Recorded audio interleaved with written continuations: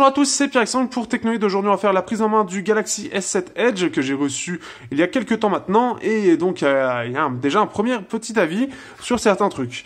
Alors, ce téléphone, il m'a pas mal impressionné, notamment au niveau de la photo. Là-dessus, je suis unanime par rapport aux avis qui sont présents sur le net. C'est en termes de photos, c'est quand même assez incroyable. On va d'ailleurs, hop... Ah, le capteur d'empreinte, il a du mal ce soir, mais bon... Donc ce qu'on va regarder, hop, on va aller regarder du côté des photos. Alors on va aller chercher les photos que j'ai fait de nuit. J'ai fait une soirée où j'ai fait plein de photos et j'étais assez impressionné. Donc là c'était au niveau de Paris. Donc ce qui fait que je uploaderai, dans le test, je uploaderai toutes ces photos-là. Au niveau de Paris, les photos de nuit sont vraiment magnifiques. En termes de détails, on a vraiment pas mal de détails. C'est vraiment cool, c'est là-dessus, clairement, de nuit, c'est vraiment très rare d'avoir quelque chose de si bien. Bon là, ça bougeait forcément, mais si on regarde, on a vraiment... Bon là, c'était un peu bruité. Mais de nuit, il prend les photos, c'est super bien, et c'est assez incroyable. Mais le problème... Et ça, j'ai pas d'explication réellement logique de la part de Samsung, c'est qu'à un certain moment, il faut que je retrouve la photo, à une certaine, selon le, comment dire, la luminosité, il va réagir différemment. Par exemple, ici, on a un monument. Donc là, c'est tout beau, c'est tout bien et tout. On a des bonnes couleurs, on a pas mal de détails, etc. Et dès qu'on va lever un petit peu plus, ça va jaunir, ça va vraiment jaunir. Et c'est problématique parce que c'est pas compréhensible, je sais pas pourquoi il jaunit, mais en fait, selon la luminosité qu'il va capter, ça va pas être terrible. Mais néanmoins, on peut faire des photos vraiment sympas de nuit. C'est la première fois où je suis vraiment impressionné d'un téléphone photo de nuit. Déjà, le Zenfone 3 m'avait vraiment beaucoup plu là-dessus. Et hop, on va peut-être mettre un peu plus loin. Le Zenfone 3 a du mal en termes de mise au point, mais clairement de nuit, on va aller chercher, là il n'y a vraiment rien. Il y a pas beaucoup, en fait c'est pas très lumineux, mais le S7 vraiment là-dessus, il est vraiment bon. Je vais essayer de baisser la luminosité parce que j'ai l'impression que le Zenfone 3 il a du mal. Là, voilà, là c'est mieux. Et ce qui fait que là, on voit vraiment en fait, on voit aussi bien, parfois même mieux que mes propres yeux. Alors que je prenne un exemple, un soir où je suis rentré chez moi, j'ai fait plein de photos sur le chemin de retour, et c'était vraiment impressionnant, c'est-à-dire que de nuit, il y a des endroits où je ne voyais strictement rien, et lui il arrivait à voir, c'est-à-dire que en gros, moi je voyais à peu près aussi bien que ça, donc vous voyez pas grand-chose, et en fait il voit aussi bien que ça, il voit beaucoup mieux même que moi, c'est impressionnant, c'est vraiment impressionnant. Je vois très peu et lui il voit comme ça. Ensuite, qu'est-ce qu'il y avait d'autre? Attendez, je cherche. Là voilà, par exemple là je voyais comme ça à peu près, donc très peu, on voit très peu de choses, et le téléphone lui il voit comme ça. Donc c'est-à-dire que c'est vraiment impressionnant, ça c'est pas très utile. Qu'est-ce qu'il y avait d'autre? Normalement il y en avait un autre. Faut que je retrouve la photo. Je sais plus où c'était. Mais en gros, l'appareil photo, c'est une tuerie. C'est vraiment une tuerie en termes de qualité ou quoi que ce soit, en termes de rapidité même par rapport justement à la luminosité, etc. De nuit, en général, les téléphones mettent beaucoup de temps à prendre la photo. Là, c'est instantané. Je sais pas quel est le niveau de retouche logicielle là-dessus, mais c'est vraiment impressionnant. En tout cas, de toute façon, c'est quand même super bien géré. Là, on peut voir une belle photo. Donc, pareil, c'était la même nuit. On peut même voir le ciel, on voit les nuages, on voit tout de façon claire. Et c'est super rare d'avoir un tel niveau de détail, un tel niveau de luminosité, alors que c'est super sombre. C'est-à-dire que même le ciel, moi, je le voyais pas comme ça. Donc, je sais pas quel est le niveau de retouche logicielle, mais c'est impressionnant. Là, ici, donc là, vous voyez, en gros, vous voyez pas grand-chose. Vous voyez un petit peu. Et, alors, hop. En gros, on va essayer d'illuminer un petit peu plus. Je sais pas si ça va se voir. Mais en gros, là, il voit bien les murs. Là, je sais pas si ça va se voir. Il voit bien les murs, il voit même... Hop. Il voit même le... Je sais pas si ça se voit du tout. Là, j'ai pas l'impression que ça se voit. On va mettre un peu plus fort encore. Mais en gros, il voit plutôt bien. La voiture, il arrive à les voir. Même moi, je les voyais pas. La voiture que vous voyez là, je sais pas si ça va se voir là. Je sais pas du tout. Mais c'était vraiment impressionnant. parce que même moi je voyais pas tout ça, alors que globalement on voyait comme ça, on voyait quasiment rien.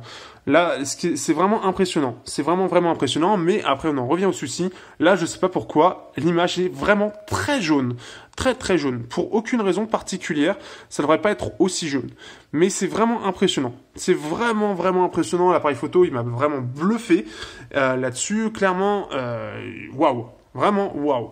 Même le Zenfone 3 que j'ai aussi, bah là qui est en train de filmer, donc je peux pas vous montrer, mais le Zenfone 3 gère pas aussi bien même la dynamique entre le plus sombre et le plus clair. C'est-à-dire que le souci là, c'est que c'est très éclairé, et lui il arrive à gérer cet éclairage pour pas que ça ressorte et que ce soit explosif, on va dire, aux yeux, dans le sens où ça peut vraiment péter les yeux. Là, c'est juste très bien géré, ça illumine pas trop, c'est pas en surexposition en fait. Donc là-dessus, je suis vraiment, vraiment bluffé. Donc la deuxième partie, ça va être sur les courbures du S7 Edge. Donc il faut savoir que donc on a le S7 et le S7 Edge. Et en fait le problème c'est que c'est pas du tout agréable.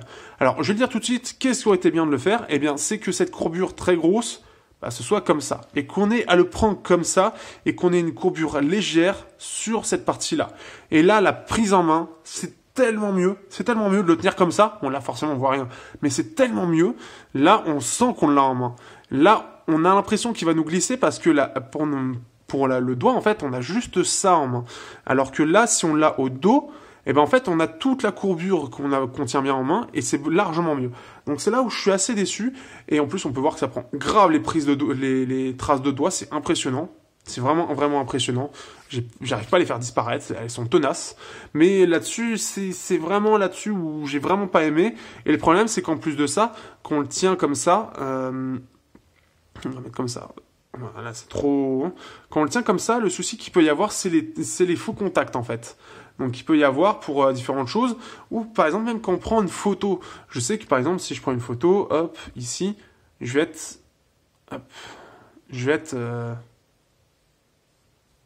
Voilà, pour pas avoir le problème, je vais tenir le capteur comme ça.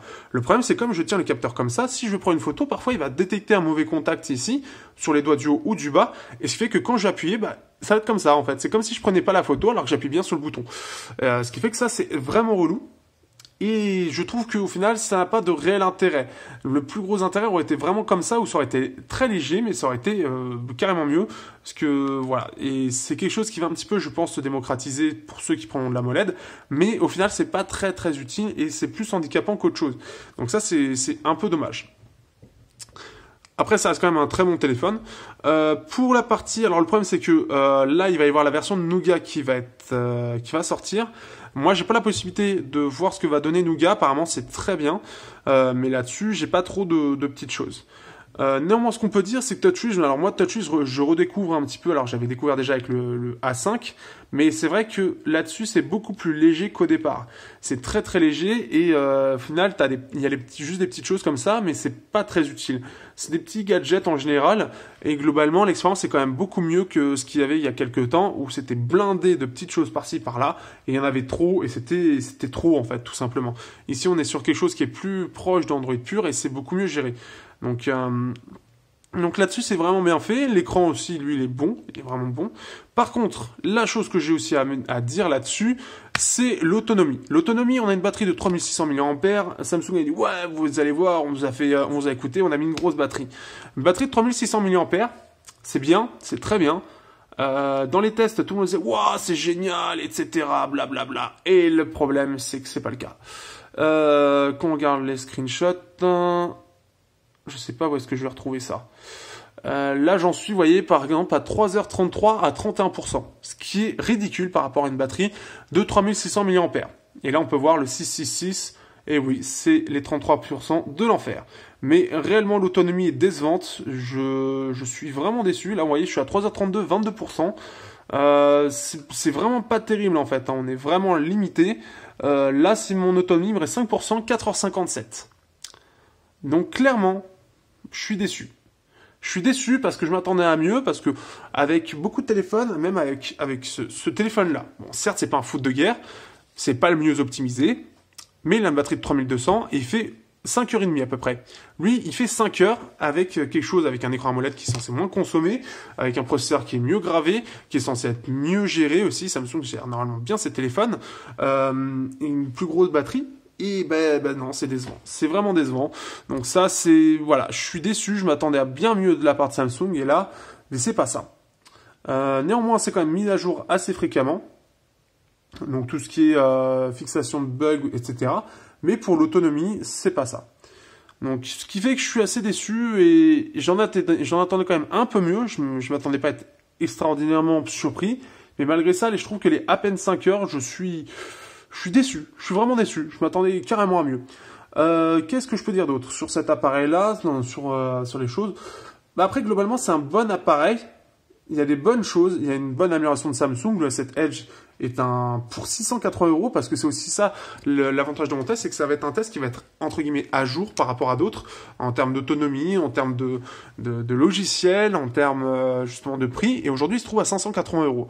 Donc, pour ceux qui se demandent, parce que de toute façon, le test va sortir bientôt, mais pour ceux qui se demandent pour Noël, qu'est-ce qu'on pourrait acheter pour 600 balles, bah, le S7 ou S7 Edge est très bon. Mais attention, l'autonomie n'est pas si extraordinaire que ça, mais par contre, pour ceux qui veulent un très bon appareil photo, bah là vous allez être vraiment comblé.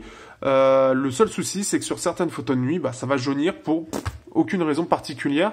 J'ai pas eu d'explication supplémentaire par rapport à ça, mais globalement, voilà, je suis un peu perplexe par rapport à ça. Je comprends pas pourquoi. Ça jaunit comme ça. Mais néanmoins, il fait des photos que même mes yeux ne permettent pas de voir des choses. Donc c'est quand même assez marrant. Et là-dessus, j'ai eu vraiment un gros coup de cœur. Donc il est vraiment à la hauteur de ce qui est promis. Mais c'est juste ça, les photos jaunes qui ont rarement été mis en avant, je crois, sur les tests, et qui pourtant existent. Après, l'autre problème, c'est que c'est vraiment les traces de doigts. Les traces de doigts, en général, ça peut s'enlever sur un téléphone. Ici, ça ne s'enlève pas. Elles persistent. Là-dessus, je sais pas si c'est parce qu'il est passé dans la main de plusieurs testeurs, parce que c'est un téléphone qui, comme on peut le voir, a été pas mal chatouillé par les autres testeurs. Fais la mise au point, s'il te plaît. Donc là, on peut le voir aussi ici. On peut le voir là, et on peut le voir encore, je crois, là. Non, il y a 2 endroits. Donc il est tombé, il a pris quelques coups. Mais voilà, je suis déçu sur certaines choses. Mais voilà, c'est vraiment, globalement, ça reste un très bon appareil. Reste que la prise en main, bah, il faut aimer une prise en main aussi particulière que celle-ci. Mais voilà, si vous voulez l'un des meilleurs appareils photo, si vous voulez du Samsung, bah là, vous n'allez pas être déçu. Surtout qu'aujourd'hui, il se trouve à 580 €, donc c'est plutôt pas mal. Et j'en dirai plus dans le test. Si vous avez des questions, n'hésitez pas dans les commentaires, j'hésiterai pas à vous répondre. Et n'hésitez pas aussi à partager, etc. la vidéo. Ça me ferait beaucoup plaisir, parce que comme ça ferait plein d'abonnés. N'hésitez pas aussi, puisque c'est le moment en ce moment, il y a un petit concours qui se fait. Je le partage beaucoup sur Twitter et Facebook. J'ai fait des lives, j'ai fait le YouTube que vous pouvez voir aussi dans le fil de Facebook, fil YouTube des vidéos que j'ai faites. Pour participer à Las Vegas, n'hésitez pas à voter, n'hésitez pas à voter pour que je puisse y aller, au moins que je puisse ne pas finir dernier. Ce serait quand même génial, mais je suis mal barré là-dessus. Et je vous dis à bientôt pour de prochaines vidéos sur Technoid.